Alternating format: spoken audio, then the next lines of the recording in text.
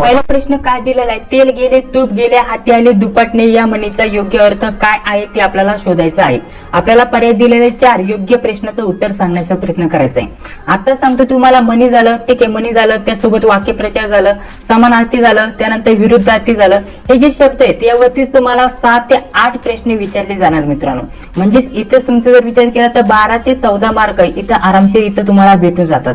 त्यासाठी हे जे टॉपिक आहे ते व्यवस्थित करा. अजून एक महत्त्वाचं टॉपिक, आपली परीक्षा IBPS पॅटर्न नुसार होणार आहे. म्हणजेच तुम्हाला उतारा नक्कीच असणार. काय उतारा नक्कीच असणार? 5 प्रश्नांवरती 5 प्रश्न म्हणजेच आपल्याला 10 गुणांसाठी उतारा असणार आहे. तर उतारा तुम्ही व्यवस्थित करून ठेवा मित्रांनो.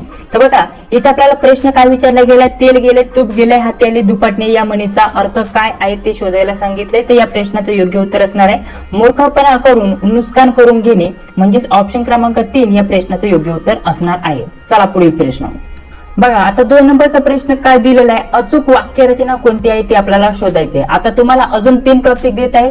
अचूक शब्द, ठीक आहे, अचूक शब्द, त्यानंतर अचूक वाक्य आणि अचूक वाक्य रचना यावरती तुम्हाला नक्कीच 4 ते 5 प्रश्न विचारले जाणार. किती? 4 ते 5 प्रश्न.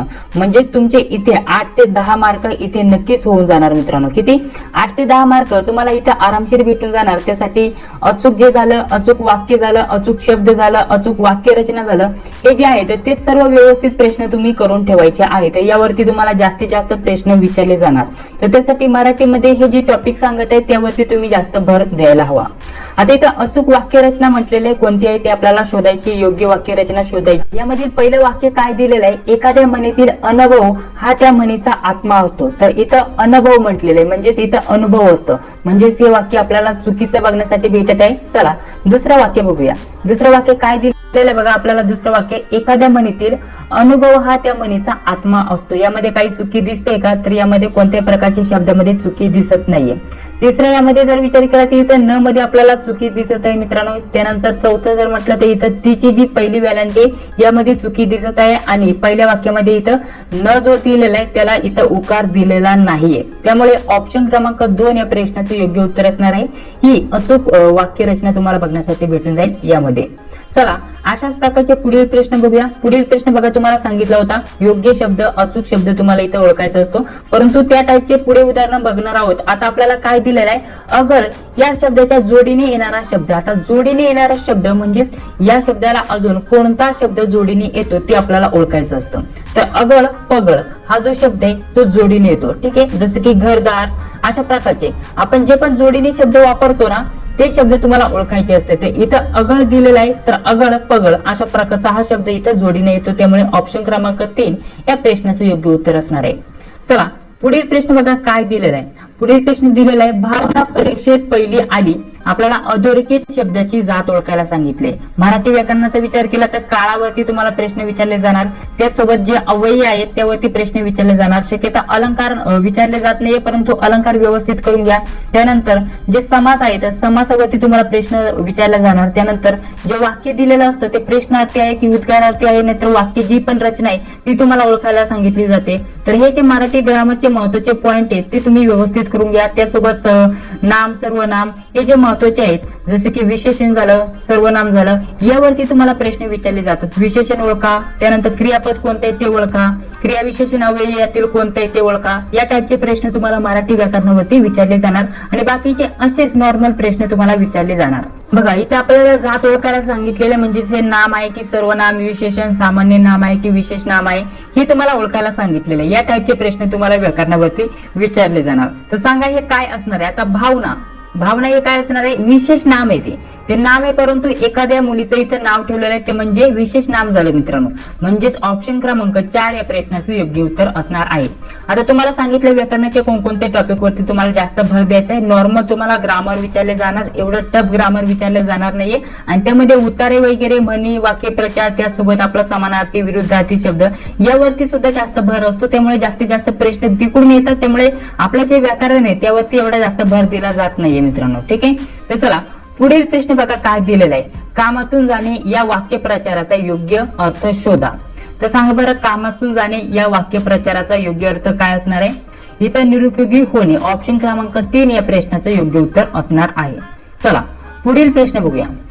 बघा पुढील प्रश्न काय दिलेला आहे व्यवस्थित समजून घ्या. इथे समानार्थाचा शब्द ओळखायचा आहे आपल्याला. शब्द काय दिलेला आहे आप्त. आप्त या शब्दाचा समानार्थी शब्द तुम्हाला ओळखायचा आहे. आता समानार्थी शब्द झाला, विरुद्धार्थी शब्द झाला, म्हणी, वाक्यप्रचार जे महत्वाचे आहे ना ते वारंवार विचारले जातात, रिपीट होतात परीक्षेमध्ये. तर हे सर्व आपण आपल्या नोट्स मध्ये कव्हर केलेले आहेत. ज्या मराठी विषयाच्या नोट्स आहेत त्यामध्ये समानार्थी झालं, विरुद्धार्थी शब्द झालं आणि इतर जे पण मराठीचे आपले टॉपिक आहेत ते सर्व आपण आपल्या नोट्स मध्ये कव्हर केलेत. रिव्हिजन साठी तुमच्यासाठी महत्वाचे असणार आहे. जर म्हटलं तर आपल्याला 1 ते 2 दिवसामध्ये सर्व काही टॉपिक एका सोबत आपल्याला रिव्हिजन करायची असेल तर तुमच्यासाठी आपल्या नोट्स बेस्ट असणार आहे. नोट्स विषयी सविस्तर माहिती पुढील व्हिडिओमध्ये मी तुम्हाला देणार आहे. त्यासाठी फक्त या व्हिडिओला पूर्ण बघा. बघा आप्त या शब्दाचा समानार्थी शब्द तुम्हाला शोधायचा आहे. तर आप्त या शब्दाचा समानार्थी शब्द होतो नातेवाईक. जसे की जर विचार केला खेड्यागावामध्ये गेलं तर तुम्हाला हा जो शब्द आहे जास्तीत जास्त वापरलेला बघण्यासाठी भेटेल. आपली आप्त नाहीतर यांची आप्त होती म्हणजेच यांची काय होती ते नातेवाईक होती. म्हणजेच ऑप्शन क्रमांक 4 या प्रश्नाचं योग्य उत्तर असणार आहे. चला पुढील प्रश्न बघा 7 नंबर. यामध्ये आपल्याला काय दिलेलं आहे प्रश्नामध्ये झाडांच्या पानामधून पोपटांचा डॅश डॅश आकाशात उडाला. आता पोपटांचा काय असतो? आता यापैकी थवा असतो का, रास असतो का, झुंबर असतो की तांबा असतो? सांगा बरं या प्रश्नाचं योग्य उत्तर काय असणार आहे. पोपटांचा काय असतो आता हे आपल्याला माहिती असणं गरजेचं आहे. तर पोपटांचा असतो थवा म्हणजे ऑप्शन क्रमांक 1 या प्रश्नाचं योग्य उत्तर होणार आहे. झाडांच्या पानामधून पोपटांचा थवा आकाशात उडाला. तर आपल्याला अशा प्रकारचा समूहवाचक शब्द इथे शोधायचा होता. या टाईपचे प्रश्न तुम्हाला नक्कीच 1 ते 2 बघण्यासाठी भेटणार. त्यासाठी या टाईपचे प्रश्न व्यवस्थित करून घ्या. आपण आपल्या नोट्स मध्ये हे सर्व काही कव्हर केलेलं आहे. ठीक आहे. तर बघा 8 नंबरचा प्रश्न काय दिलेला आहे. 4 रस्ते एकत्र येतात ती जागा. तर या शब्द समूहासाठी एक शब्द आपल्याला शोधायचा आहे. तर वारंवार सांगत आलेलो आहे समूह शब्दाबद्दल तुम्हाला एक शब्द शोधा.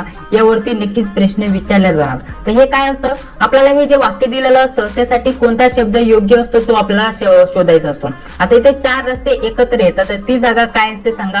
ती जागा असते चौक. हे सर्वांनाच माहिती आहे. तर या टाईपचे प्रश्न तुम्हाला विचारले जातात. इथं कोणत्या प्रकारचं वाक्य दिलं असतं नाहीतर कोणत्या प्रकारची माहिती दिली असते आणि त्या माहितीच्या आधारे आपल्याला सांगायचं की ही जी माहिती दिलेली आहे त्यासाठी आपण कोणता शब्द वापरतो. ठीक आहे. नाहीतर 1-2 वाक्य दिलेलं असतं त्यासाठी कोणता शब्द योग्य होईल ते आपल्याला सांगायचं असतं. नाहीतर आपल्याला वाक्य रचना दिली असती 2-3 वाक्य दिलं असतं आणि त्यानंतर ही सर्व जी वाक्य रचना झालेली आहे ती कोणाबद्दल झालेली आहे ती तुम्हाला ओळखायचं असतं. या टाईपचे तुम्हाला 1 ते 2 प्रश्न नक्कीच विचारले जाणार. त्यासाठी हे जे टाईप आहे ते तुम्ही व्यवस्थित करून ठेवा. चला 9 नंबरचा प्रश्न काय दिलेला आहे. प्रमाण लेखानुसार अचूक शब्द शोधा अशा प्रकारचा प्रश्न विचारला गेलाय आणि त्यासोबत आपल्याला 10 नंबरचा प्रश्न दिलेला आहे विरुद्धार्थी शब्द. तर आता सर्वात पहिल्यांदा अचूक आपल्याला अचूक शब्द सर्वात पहिल्यांदा सांगितलं शब्द झालं, अचूक वाक्य झालं, अचूक वाक्य रचना झालं. तर अशा प्रकारचे जे टॉपिक आहेत त्यावरती भर द्या. त्यावरती तुम्हाला जास्तीत जास्त प्रश्न विचारले जाणार. इथे आपल्याला अचूक शब्द ओळखायचे आहे. तर यासाठी आपल्याला आपलं जे वाचन आहे त्यासोबत आपलं जे लेखन आहे ते जास्तीत जास्त असणं गरजेचं आहे. इथे बघा मुख्य पृष्ठ दिलंय तर हे होईल का नाही लगेच आपल्याला समजून येते. मुख्य पृष्ठ तर हे होईल का तर हे वाटत आहे होईल. बघा पुढे यामध्ये प्र दिलंय म्हणजे हे पण होणार नाही. इथं कृ दिलंय परंतु इथं जर विचार केला तर इथं उकारामध्ये आपल्याला हा बदल दिसत आहे म्हणजे हे सुद्धा होणार नाही. ऑप्शन क्रमांक 2 या प्रश्नाचं योग्य उत्तर असणार आहे. तर लेखन नियमानुसार आपल्याला अचूक शब्द हे आपलं पाठ असणं गरजेचं आहे नाहीतर माहिती असणं गरजेचं आहे. नक्की तो कसा लिहिला जातो तर त्यावरती तुम्हाला 1 ते 2 प्रश्न विचारले जाणार मित्रांनो. त्यासाठी हे जे टॉपिक सांगतोय ते व्यवस्थित करून ठेवा.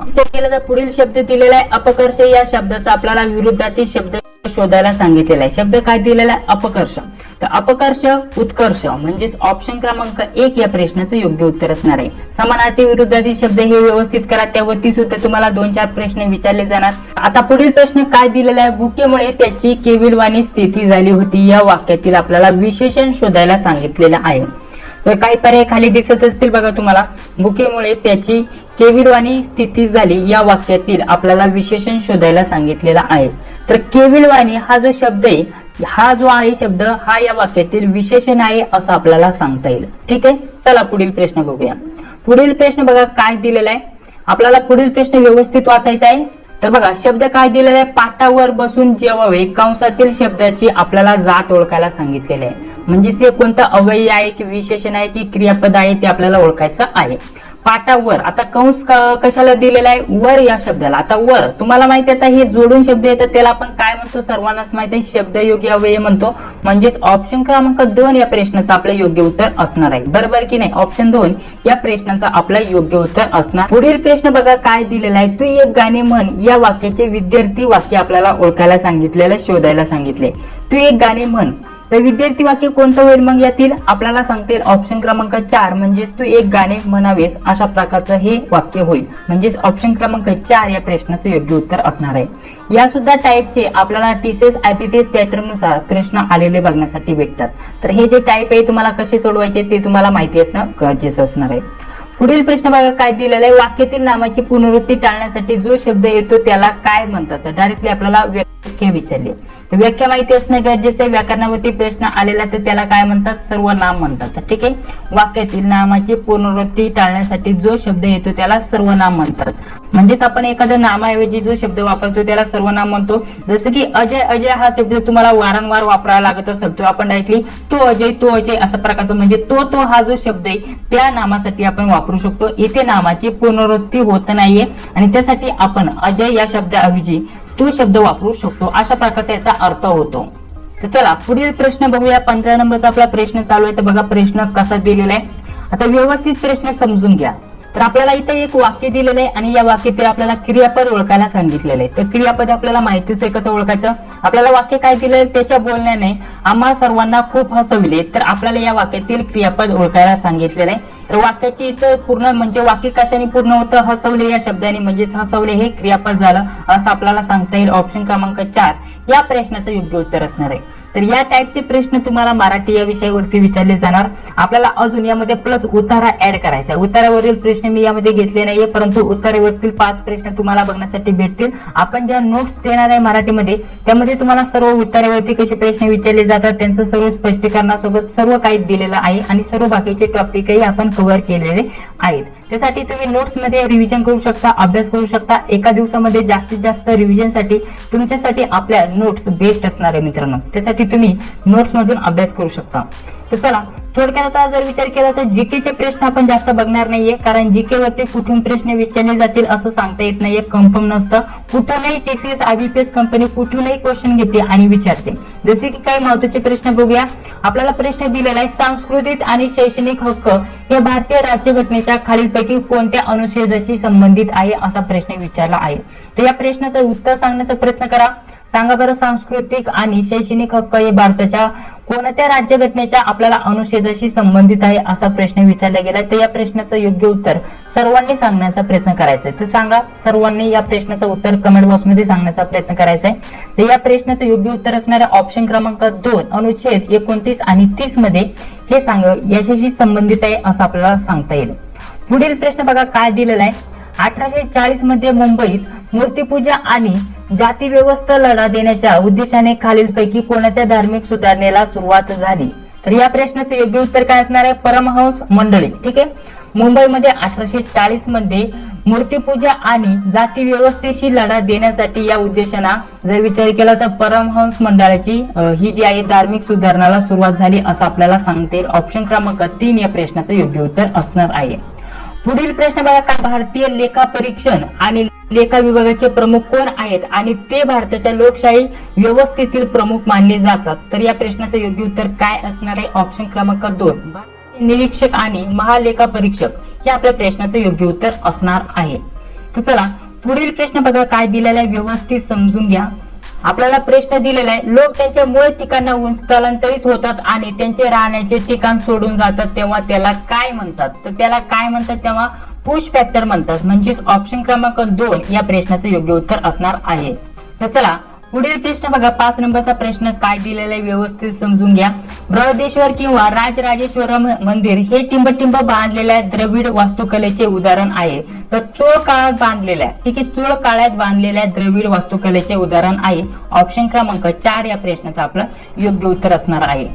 तर चला आता पुढील प्रश्न बघूया. 6 नंबरचा प्रश्न काय दिलेला आहे व्यवस्थित. खालीपैकी कोणत्या प्रकारचे वाघ हे सुंदरबन मध्ये आढळत असून ते केवळ खारफुटीच्या जंगलात राहणाऱ्या वाघांची संख्या दर्शवितात. तर या प्रश्नाचं योग्य उत्तर असणार आहे इंडियन वाघ. म्हणजेच ऑप्शन क्रमांक 1 या प्रश्नाचं योग्य उत्तर असणार आहे. तर अशा प्रकारचे नॉर्मल जीकेचे प्रश्न कुठूनही घेतले जातात. ऑलराऊंडर तुमचा विचार करून हे जीकेचे प्रश्न तुम्हाला विचारले जातात.